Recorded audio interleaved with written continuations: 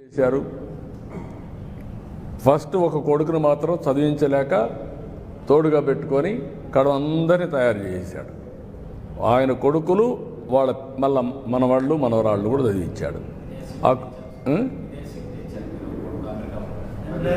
అప్పుడు నేను డబ్బులు కూడా ఆర్థిక సహాయం చేశాను. ఆ రోజు చేసిన సహాయంతో వాడు అమెరికాకు పోయి మంచి ఉద్యోగం వచ్చి మళ్ళా డబ్బులు పంపించి ఇంటికి ఈరోజు బ్రహ్మాండమైన బిల్డింగ్ కట్టుకున్నాడు. నేను ఒక 2-3 ఇండ్లు P4 కింద తీసుకుంటానని ముందుకు వచ్చే పరిస్థితికి వచ్చాడు. అది స్ఫూర్తి. నేనేం మింగతాను, పేదవాళ్ళు ఇట్లనే ఉండాలి, వాళ్ళు ఇట్లనే ఉంటే నాకు సంతోషం అనేది కాదు.